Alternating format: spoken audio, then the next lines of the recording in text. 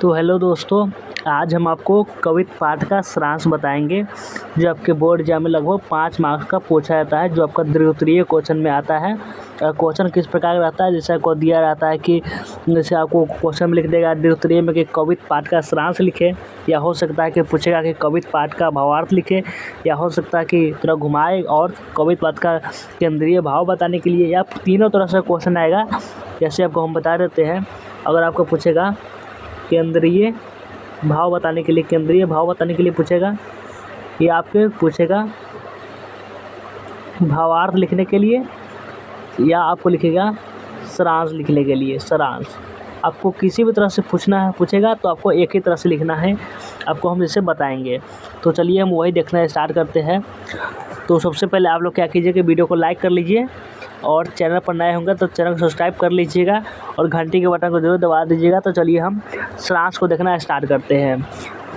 तो सारांश में इसमें जो है, इसमें 2 खंड में बताया गया है। इसमें एक खंड में है जिसमें शिवाजी के बारे में चर्चा है, जिसमें शिवाजी के है उसके उदाहरण देते हुए कह रहे हैं कि कौन किस पे भारी पड़ रहा है। जैसे उदाहरण देते हुए कह रहे हैं कि जैसे कोई एक आदमी होता है, उससे भी जैसे एक आदमी होता है उससे भी कोई बड़ा आदमी होता है, वैसे ही बात कर रहे हैं।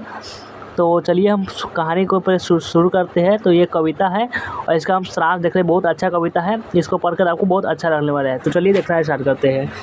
तो 1 नंबर में है कि यह छंद शिवाजी की वीरता, पराक्रम और शौर्य का बखान कर रहा है। इसमें लिखा हुआ है कि यह छंद यानी जो यह कविता जो है, जो शिवाजी जो है उसके वीरता, आप जानते हैं वीर शिवाजी को जो महापुरुष में से थे हमारे, जो वीरता, पराक्रम और शौर्य का बखान कर रहा है।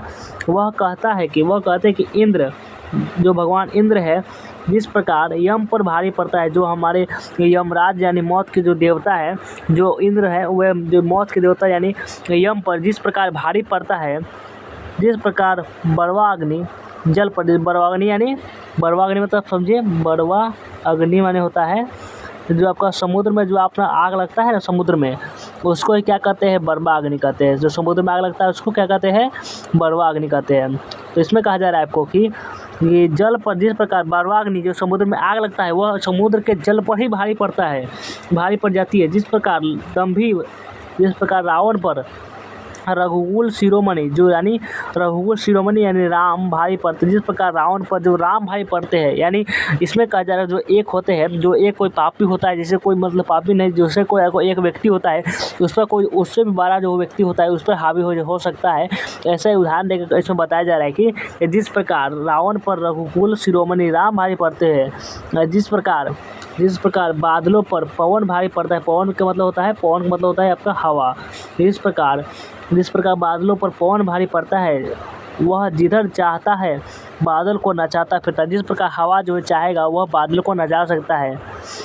जिस प्रकार कामदेव पर शिव भाई पर, जिस प्रकार कामदेव पर भगवान शंकर जी भारी पड़ते हैं, उसी प्रकार शत्रु दल पर शिवाजी भारी पड़ रहे हैं। उस पर जो शत्रुओं का जो दल यानी शत्रुओं का सेना है, उस पर हमारे वीर शिवाजी उस पर भारी पड़ रहे हैं। जिस प्रकार सहस्त्र बाहु पर परशुराम भारी पड़ते, जिस प्रकार सहस्त्र क्षत्रियों पर परशुराम जी भारी पड़ते हैं। दवाग्नि वृक्षों के लिए, यानी दवाग्नि कहते हैं जो जंगल में आग लगता है उसको दवाग्नि कहते हैं। तो दवाग्नि वृक्षों के लिए काल बन जाती है। वृक्षों के लिए क्या कहते हैं, काल बन जाती है। मृगों के झुंड पर जिस प्रकार चीता भारी पड़ता है, जो मृगों जैसे कहते हैं, हिरण को ही मृग कहते हैं, जो हिरण जैसे जाता है तो उस पर चीता जैसे भारी पड़ता है। यानी इसमें कहा जा रहा है कि जो एक है उस आदमी में कोई बड़ा है जो उस पर हावी हो सकता है, उस पर बड़ा भारी पड़ सकता है। जिस प्रकार क्या कहा जाए, जिस प्रकार तम का मतलब होता है अंधेरा। जिस प्रकार अंधेरा का नाश तेज यानी होता है तेज यानी रोशनी। जिस प्रकार अंधेरा का नाश रोशनी करता है, जिस प्रकार कृष्ण ने कंस का विनाश कर दिया था। जिस प्रकार कृष्ण जी थे, भगवान कृष्णा जी, वह कंस का विनाश किए थे, कंस को मारे थे और कंस का विनाश किए थे। उसी प्रकार मलेक्ष वंश एक वंश है जिसमें बहुत ही एक अलग राजा होता है, और एक शिवाजी जो है उनको उनसे युद्ध चल रहा है। तो उसके बाद मलक्स वंश पर जो शिवराज भारी बन रहा है, शिवाजी जो भारी बन रहे हैं वह उसको डालते चले जा रहे हैं, वो उसे डाले काटते उठते चले जा रहे हैं, ऐसा बात किया जा रहा है। इसमें शिवाजी के बारे में बात किया जा रहा है खंड 1 में, और खंड 1 में है जो खंड 2 में है उसमें छत्रसाल के बारे में बात किया जा रहा है कि छत्रसाल की तलवार कैसी है और दुश्मनों पर किस तरह काटती है, इसके बारे में बात किया जा रहा है। तो चलिए खंड 2 देखते हैं। तो इसमें जो है खंड 2 में है कि भूषण का कहना है, भूषण जी जो इसको लिखे, कवित्व कौन लिखे कवित्व को, तो आपको कवित्व को लिखे हुए कौन, इसको लिखे भूषण जी।